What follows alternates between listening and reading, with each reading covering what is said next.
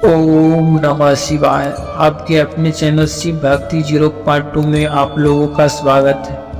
आज हम आपको एक कथा सुनाने जा रहे हैं जो सुनने मात्र से आपके जीवन में एक नया सवेरा आएगा। तो चलिए कथा को प्रारंभ कर। लाला दयाल गांव के महाजन थे और कई लोगों को ब्याज पर पैसा उधार देते थे। वह मुख्य रूप से कचहरी में मुंशी के रूप में काम करते थे और अपनी बचत को 20 रुपये प्रति सैकड़ा की दर से वार्षिक ब्याज पर उधार देते थे। वे ज्यादातर गरीब लोगों को ही पैसे देते थे और अमीर लोगों से बचते थे, उन्हें अपने यहाँ आने नहीं देते थे।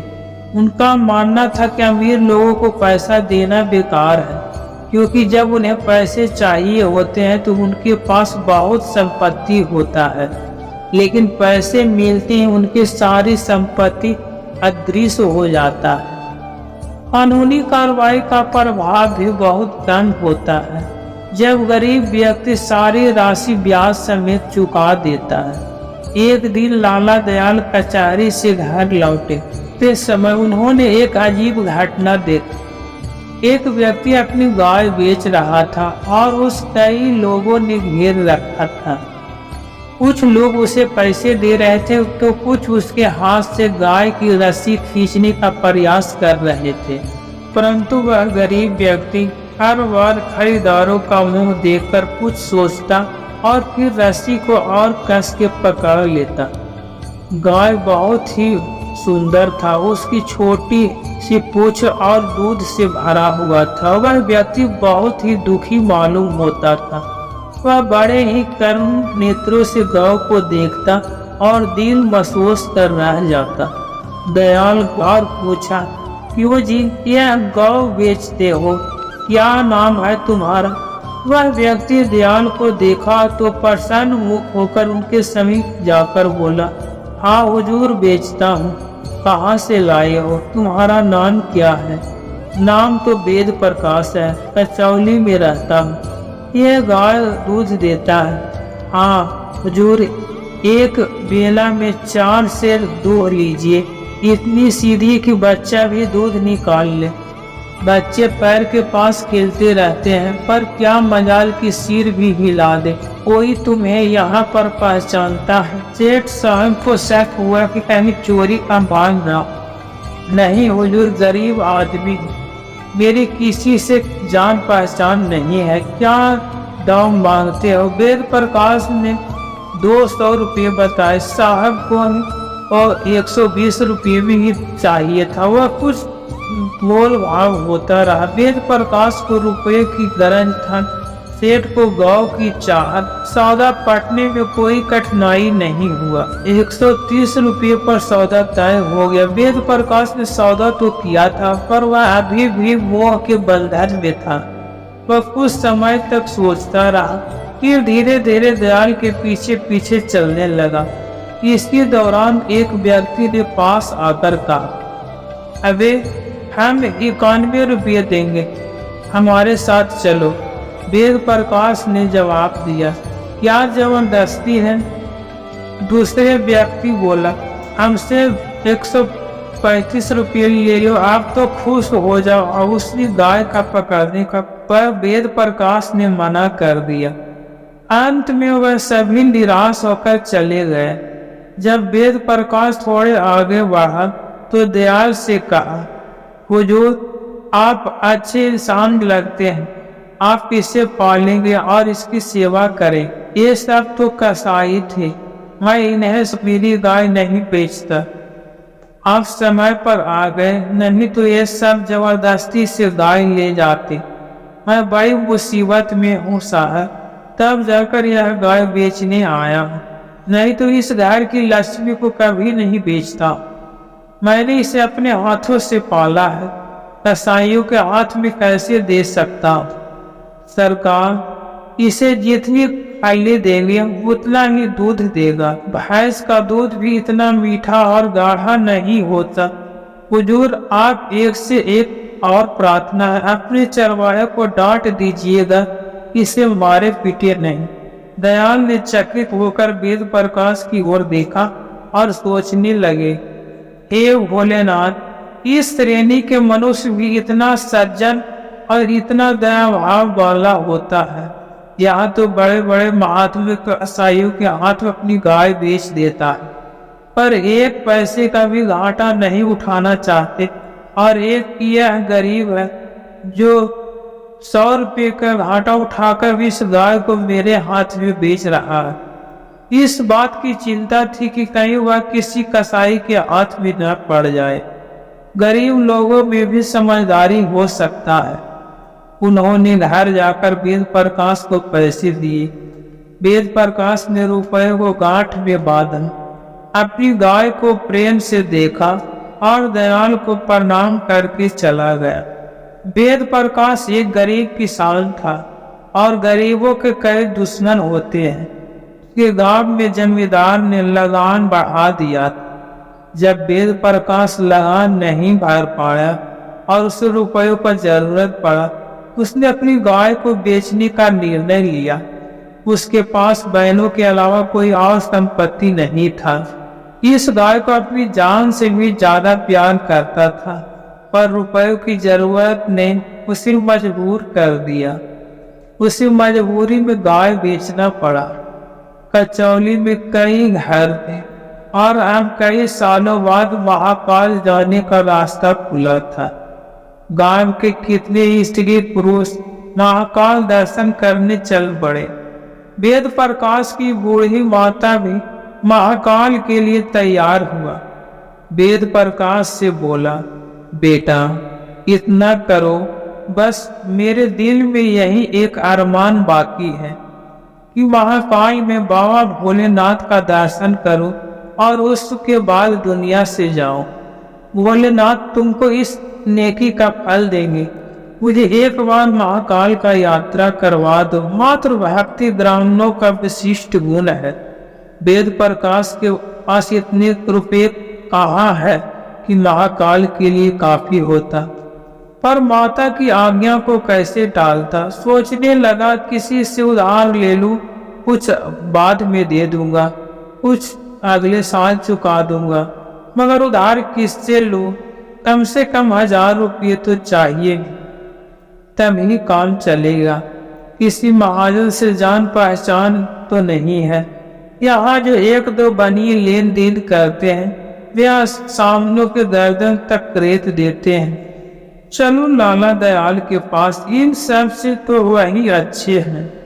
मैंने सुना है कि ये लोगों से वादे के बदले पैसे देते हैं और एक बार जो पकड़ लिया उसे छोड़ते नहीं।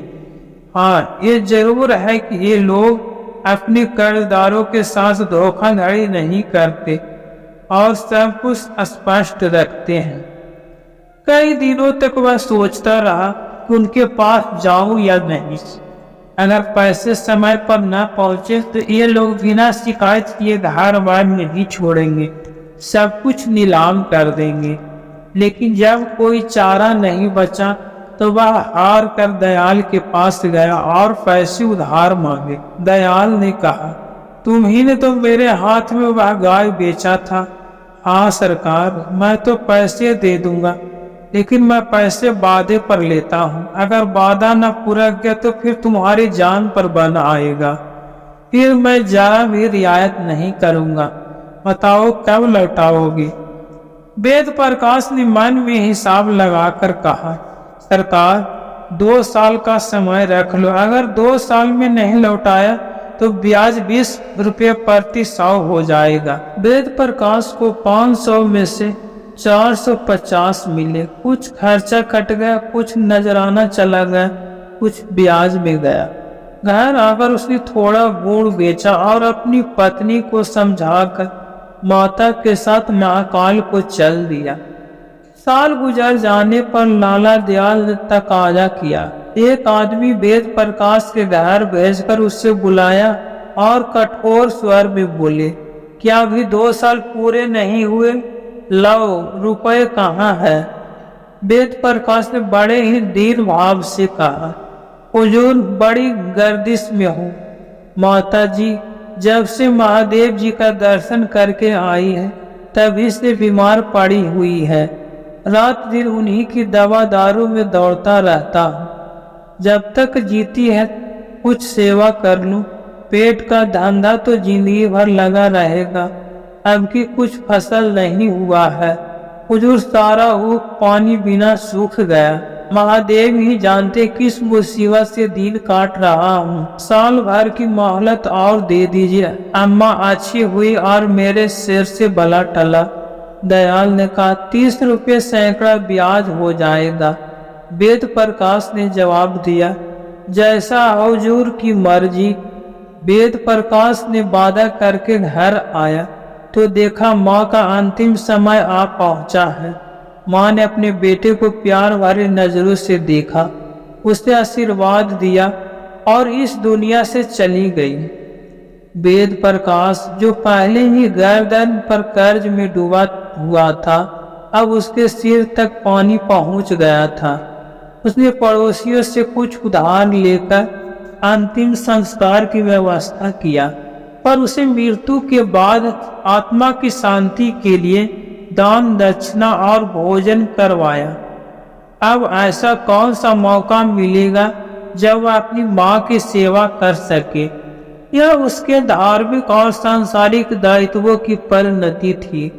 अब उसने सोचना शुरू किया कि पैसे कहाँ से लाऊं। लाला दयाल अब शायद कुछ न दे।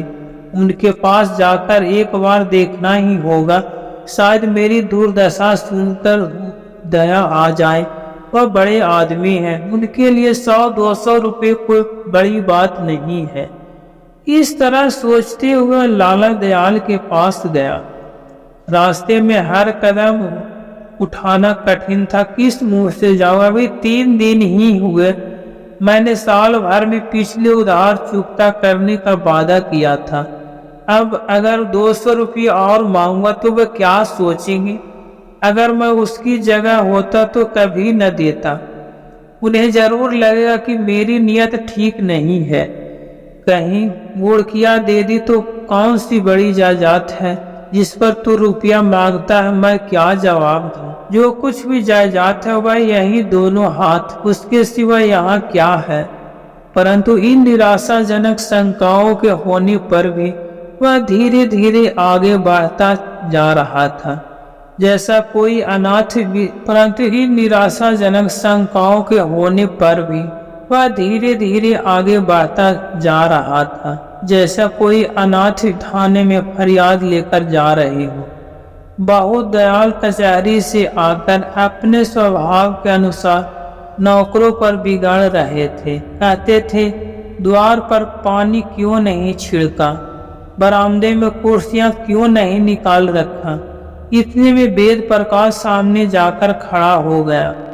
लाला साहब लाए और बैठे थे। बोले तुम क्या करने आए हो जी, क्यों मेरे पीछे पड़े हो। मुझे इस वक्त बातचीत करने का फुर्सत नहीं है। वेद प्रकाश कुछ न बोल सका। ये डांट सुनकर वह इतना हताश हुआ कि उल्टे पर लौट पड़ा।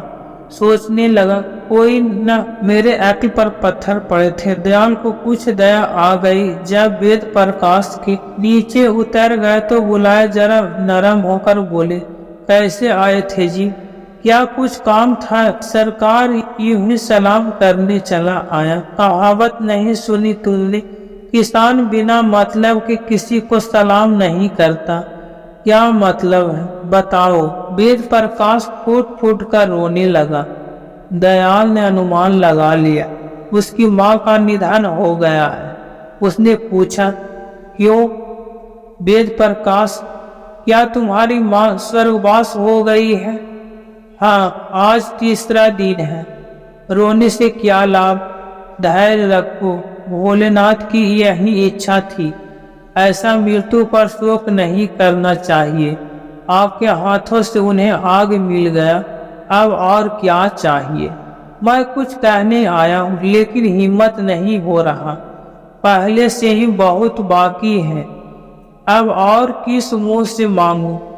पर भगवान शिव जानते हैं कि कहीं से एक पैसा भी नहीं आ रहा।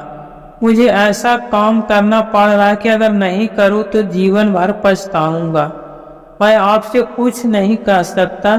आगे आप मालिक हैं। क्या समझ कर दे दीजिए कि कुएं में डाल रहा।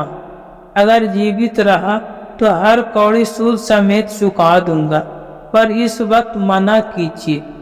सेठ साहब ने कहा, 500 रुपये तो हो ही गए हैं, 200 और मांगते हो? 2 साल में कुल 1000 हो जाएंगे, इसकी खबर है। भोलेनाथ चाहे तो 2 बीघा गन्ना उपजाए तो 1000 रुपये आ सकते हैं। भोलेनाथ ने चाहा मैं आपकी समय सीमा के अंदर सारी कौड़ी चुका दूंगा। दयाल ने फिर से 200 रुपये दे दिए। जो लोग उनके व्यवहार से परिचित थे, उन्हें उसकी इस रियायत पर बड़ा ही आश्चर्य हुआ। खेती की हालत अनाथ बालक जैसा होता है।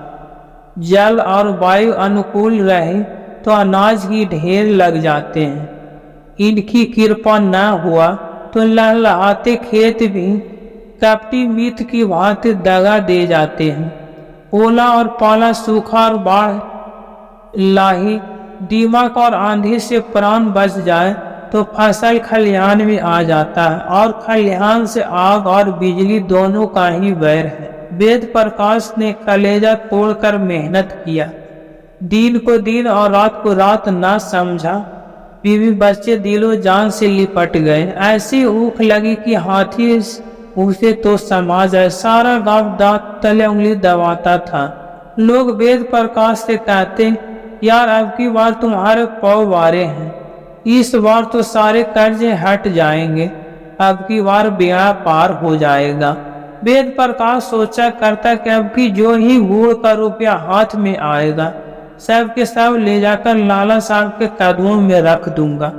यदि वह स्वयं उसमें से 2-4 रुपये निकाल कर देगा तो मैं ले लूंगा, नहीं तो इस साल भी चूनी चोकर खाकर गुजारा कर लूंगा। लेकिन लिखी हुई बातें कौन मिटा सकता है। वह अग्नि का महीना था। वेद प्रकाश खेत की मेड़ पर बैठकर रखवाली कर रहा था। ठंड के मौसम में उसके पास केवल एक पुरानी चादर था, जिसे ओढ़ने के लिए उसे ऊख के पत्ते जला दिए। अचानक एक तेज हवा का झोंका आया और जलते हुए पत्ते खेत में उड़ गए। आग लग गए। गांव वाले आग बुझाने आए और आग की लपटें उड़कर इधर उधर फैल गया। सभी को कोशिश नाकाम हो गया। आखिरकार पूरा खेत जलकर राख हो गया और वेद प्रकाश की उम्मीदें भी। उसकी कमर टूट गया, दिल हार गया, हाथ पैर ढीला पड़ गया और सामने की पड़ोसी गई थाली छीन गया। घर आया तो दयाल के कर्जों की चिंता सर पर सवार हो गया। अपनी कोई फिक्र नहीं था, बाल बच्चों का भी नहीं। भूखे मरना और नंगे रहना तो किसान की नियत है। चिंता सिर्फ कर्ज का था। यह दूसरा साल बीत रहा था। 2-4 दिन में लाला दयाल के आदमी आने वाले हैं। उनके पास जाकर विनती करूं कि 1 साल का समय और दे दो, पर 1 साल में तो 1200 हो जाएंगे। 1 साल में कौन सा पहाड़ टूट पड़ेगा। वे कितने अच्छे इंसान हैं। 200 रुपये उठाकर दे दिए। अब वे इज्जत तो खुदा के हाथ में है। अब मैंने तो अपना प्रयास करके देख लिया है। सुबह का समय था। वेद प्रकाश अपने खेत की मेड़ पर खड़ा अपनी बर्बादी का मंजर देख रहा था। देखा दयाल का चपरासी लठ लिए हुए आ रहा था। वेद प्रकाश के प्राण सूख गए। भोलेनाथ, अब तो तू ही इस मुसीबत से आसान कर सकते हो। कहीं ये आते ही गालियां न देने लगे। हे भोलेनाथ, कहीं छिप जाऊं। चपरासी ने पास आकर कहा, कल की मियाद खत्म हो गई है, तुम्हें पता है। सरकार से 1 दिन की भी देरी हो गया और उन्हें शिकायत कर दी। अब भारी जुर्माना लगेगा। वेद प्रकाश कांप उठा, बोला, यहाँ का हाल तो देख ही रहे हो ना। चपरासी ने कहा, हाल सुनने का यहाँ कोई कान नहीं है। ये बहाने किसी और के दो। 1000 रुपये निकालो और मेरे साथ चलो। वेद प्रकाश ने कहा, सारी ऊख जल गया है। बाबा भोलेनाथ जानते हैं मैंने अब तक कोई बेईमानी नहीं किया है। ये कुछ नहीं जानता। तुम्हारी फसल का ठेका मैंने नहीं लिया। चलो सरकार बुला रहे हैं। यह कहते हुए चपरासी ने उसका हाथ थाम लिया और उसे खींचते हुए ले जाने लगा। उसे घर में जाकर पगड़ी बांधने का अवसर नहीं दिया गया।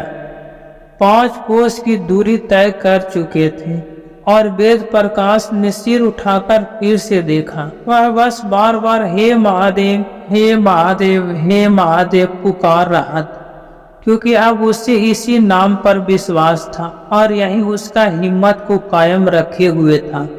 अन्यथा वह शायद कहीं गिरकर मर जाता। दयाल अपने दरवाजे पर टहल रहे थे। वेद प्रकाश वहां पहुंचा और उनके चरणों में गिर पड़ा और बोला, हुजूर, बड़ी मुसीबत में हूँ। भगवान शिव जानते हैं मैं बर्बाद हो चुका हूँ। क्या आपने सुना नहीं कि सारी फसल जल गया, जैसे किसी ने खेत में झाड़ू ही फेर दिया हो। अगर यह आपदा नहीं आता तो मैं आपका सारा पैसा चुका देता। अब आपकी क्या सलाह है? आपके आदेशानुसार ही करूँगा। मैं जानता हूँ कि आपका पैसा मेरे सिर पर है और मुझे हर कौड़ी अदा करना है। मैंने 2 बार वादे किए और दोनों ही बार झूठे साबित हुए। अब मैं वादा नहीं करूँगा। जो कुछ भी होगा वह लाकर आपके चरणों में रख दूंगा। मेहनत और मजदूरी से जैसे भी संभव हो सकेगा मैं आपके रुपए चुकाऊंगा। दयाल ने मुस्कुराकर कहा, तुम्हारे मन में इस वक्त सबसे बड़ी कौन सी इच्छा है? वेद प्रकाश ने कहा, यही हुजूर कि आपके रुपए अदा हो जाएं। सच कहता हूँ हुजूर, भगवान शिव जानते हैं। अच्छा तो समझ लो कि मेरे रुपए अदा हो गए। इसे कैसे समझा जाए? यदि मैं यहाँ नहीं दूंगा तो वहाँ देना पड़ेगा। अब वेद प्रकाश, इसकी चिंता मत करो, मैं तो तुम्हें परख रहा था। सेठ ने कहा, सरकार, मैं इतना बोझ उठाकर नहीं मर सकता। कैसा बोझ? मेरे ऊपर तो कुछ भी नहीं है। अगर मेरे ऊपर होता भी तो मैंने माफ कर दिया। अब तुम मेरे एक पैसे का भी देनदार नहीं हो। असल में मैंने तुमसे कर्ज लिया था और वही चुका रहा हूँ। मैं तुम्हारा कर्जदार हूँ, तुम मेरे नहीं। तुम्हारी गाय अब तक मेरे पास है। उसने मुझे कम से कम 2000 का दूध दिया है और 2 बछड़े मुनाफे में दिए हैं। अगर तुमने यह गाय कसाईयों को दे दिया होता तो मुझे इतना लाभ कहाँ से होता? जब तुम इतने गरीब और नादान होते हुए भी गाय की जान बचाने के लिए 50 रुपये का नुकसान उठा सकते हो, तो मैं अपने 100 गुनी हैसियत रखकर 700 माफ कर दूं तो यह कोई बात नहीं है। तुमने भले ही जानबूझकर मेरे ऊपर कोई एहसास नहीं किया हो, पर असल में वह मेरे धर्म का एहसान था। मैंने भी धर्म के काम के लिए पैसे दिए थे। इस तरह हम दोनों बराबर हो गए। आपकी गाय के दोनों बच्चे मेरे यहाँ हैं। अगर चाहो तो ले जा सकते हो।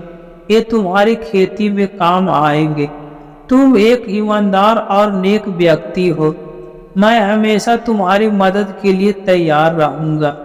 अगर इस समय तुम्हें पैसों का जरूरत है तो जितने चाहे ले सकते हो। वेद प्रकाश को ऐसा लगा जैसे उसके सामने कोई फरिश्ता बैठा है। वह धन्यवाद भी नहीं कह पाया और आंसुओं को रोकते हुए बोला, हुजूर, इस नेकी का बदला बाबा भोलेनाथ आपको देंगे। मैं तो आज से आपका गुलाम समझूंगा। नहीं, तुम मेरे दोस्त हो, गुलाम नहीं। उसने जवाब दिया, जो रुपये देकर गुलामी से मुक्त होते उससे मुक्ति धन कहते हैं। तुम पहले ही मुक्ति धन दे चुके हो, अब ये शब्द कभी मत कहना। वेद प्रकाश लाख लाख धन्यवाद करते हुए घर वापस लौट गया। अब उसके मन में संतोष था कि उसे लाला जी का कर्ज नहीं देना पड़ेगा। इतना कहकर भगवान शिव इस कथा को समाप्त करते हैं। इस वीडियो को बोलते समय कोई त्रुटि हो तो मैं क्षमा चाहता हूँ। उम्मीद है आप सभी को यह वीडियो अच्छा लगा होगा। अगर आप शिव के सच्चे भक्त हैं तो चैनल को सब्सक्राइब और वीडियो को लाइक करके कमेंट में हर हर महादेव लिख दीजिए।